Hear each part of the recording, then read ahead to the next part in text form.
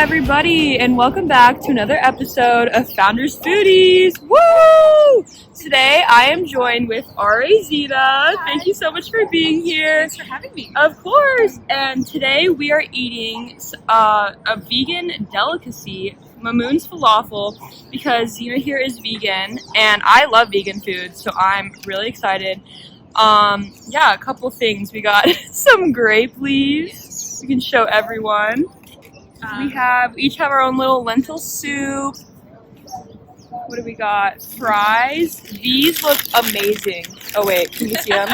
A little sneak peek. We got a falafel plate. There's like so many great options. They also have a lot of options with meat. But yeah, I've only been here once, but I loved it. This is your first time, right? First time having it. Mm-hmm.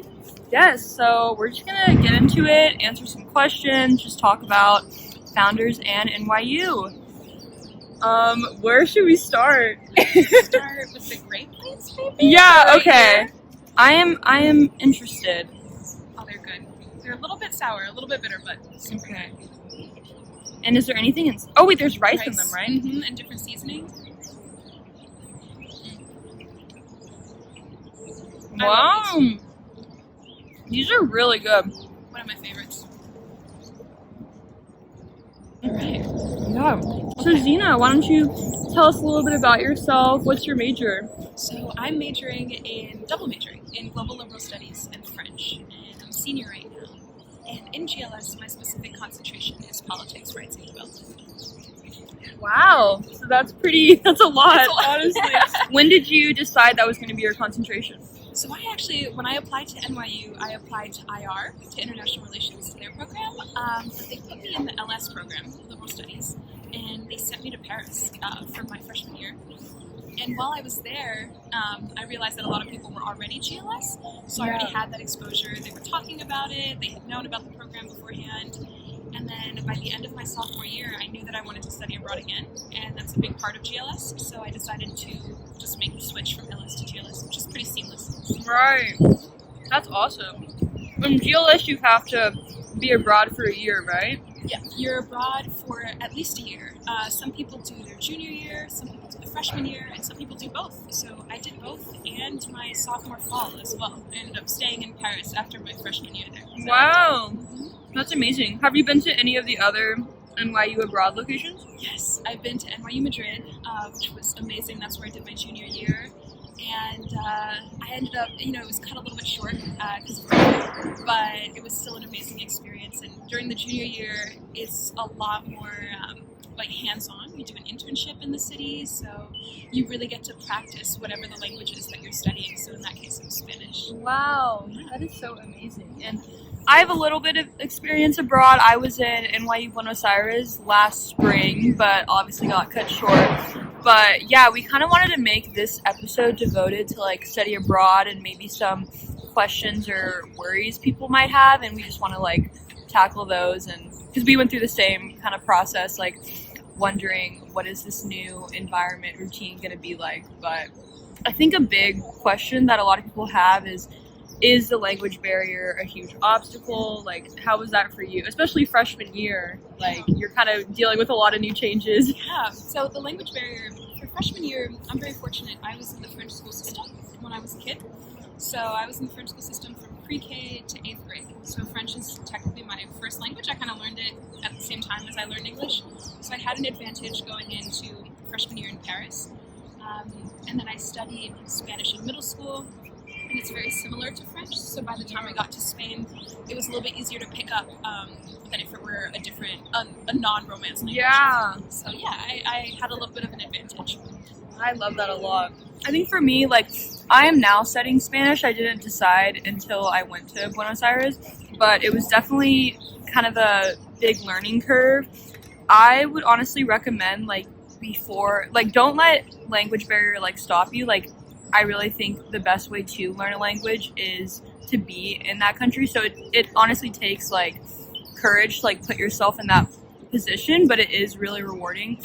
I would really recommend learning a couple just phrases to get you through buying something from the grocery store, or just common greetings, I think would be really helpful to just know initially. And then over time, it just gets easier and easier. So, yeah. Okay, so Zina, how was navigating like school life, but also like wanting to explore and travel the area when you were abroad? So travel seems to be a very big part of study abroad. I feel like having done it for 5 semesters, there is a pressure to travel. But to be more inclusive, NYU has its own trips that it organizes for students that are fully paid for. They'll pay for almost all of your meals, at least 2 meals a day, and they take you to different parts of the country that you're living in. So in Spain, they took us to a couple different places. We went to the north of Spain. A couple people went down south. And there are day trips, there are overnight trips. So that's stuff that you can do if you feel that you won't be able to go on your own trips. But I feel like when you study abroad, you really learn how to budget travel. Like that's a huge skill that you learn how to do, or at least a lot of people do. Ryanair is going to be your best friend. EasyJet's going to be your best friend. You like know how to do all of that. You rough it in Airbnbs that you split with your friends, so it can be really fun. I know that for me, I saved up. I babysat when I lived in Spain, and I saved up a bunch of money and was fortunate enough to be able to go on a solo trip throughout Eastern Europe, and that was really fun. Wow, a solo trip? Mm-hmm. That must have been insane. It was. I started in Budapest, and then I went to Vienna and Prague and Bratislava, Slovakia, which completely underrated. Super cool place. Right. Yeah. That's crazy, because I feel like what really got me through, like, I went on a couple trips when I was in Argentina, and it is a big learning curve, just like navigating, like, I went to Uruguay, new currency, just like a location I'm not familiar with. So a lot of times you have to just like, you and your friends just make a decision, pick your intuition on what to do. But when you're just by yourself, I'm sure it's maybe daunting. You really have to plan.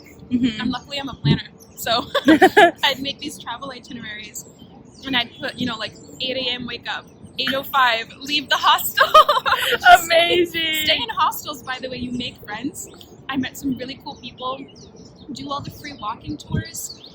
They're free, but like you're encouraged to tip at the end. Mm-hmm. And you meet really cool people along the way. I met some other solo travelers. We exchanged Instagrams, and now we keep in touch. So you end up making friends, and it's just such a character-defining moment. I feel like, going to a different country by yourself, especially if you don't speak the language, especially if you don't understand the language at all. So, yeah, super fun. That's so amazing. I have to do a trip like that now. Yeah. Oh, okay. Really good one. Study abroad is much smaller, obviously, than the New York campus. And I feel like it can be cliquey. It doesn't have to be.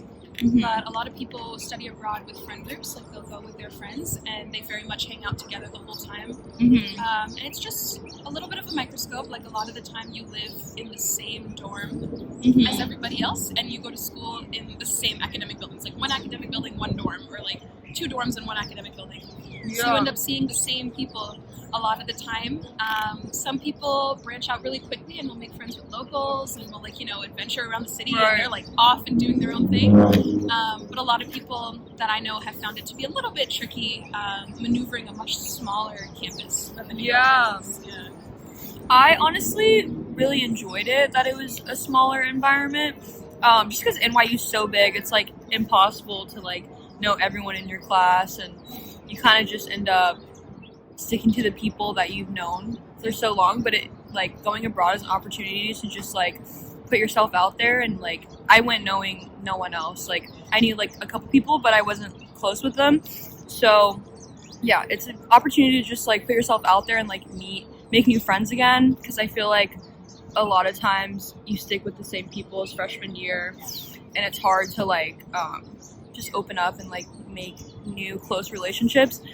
So I really enjoyed it. There was just 50 people in my abroad program, and it was really fun. We all had a WhatsApp, and all 50 of us were in it, a WhatsApp group, and we would like text every night, like, oh, we're gonna go to this bar, we're gonna go to this dinner, like you guys should all come. So it felt like really inclusive, and I feel like that's key to like making a smaller environment work. Definitely, I agree. I feel like there are ways that people do it. WhatsApp groups are a big part of study abroad. What else? There are different clubs as well. I feel like that's something that people don't usually know about study abroad. Is just like in New York, there'll be different clubs and study abroad ambassadors and global equity fellows. Yeah. We hope to foster that community aspect. There are safe spaces that we hold. I was a global equity fellow in Madrid.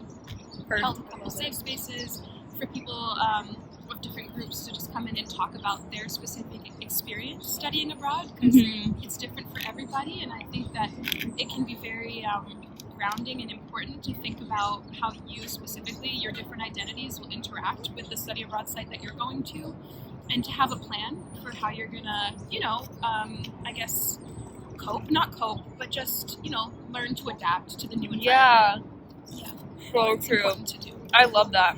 And I feel like there's a lot of opportunities where you can work with the staff at that abroad location to like do events. Like, I know there's this girl, Layla, who started a girls soccer program called Sock Her, like HER, and it was so fun. We would she would rent out an indoor field every Wednesday, I believe, and she got funding from NYU Buenos Aires. And it was so fun. Like, I hadn't played soccer since high school, so it was just a really great environment for like all us girls to meet and just like have a fun competition. But did you play soccer in high school too? Yeah, did you? I did, yeah. Oh my gosh, I really miss it. It's been so long. I miss it too. But what position were you? I was a center back. Okay. What about you? I was mostly like right midfield, like outside forward. A lot of running. Yeah. Oh my gosh, it was so fun though. Great community aspect. It was like my life during high school. Nice. So that is the end of episode 3 of Founders Foodies. I hope you all enjoyed watching. We had some amazing food, amazing conversation with Zina. Thank you so much for being here. Thank you for having me. Yes, of course. Okay, well, have a good day, everybody, and I'll see you guys next episode. Bye.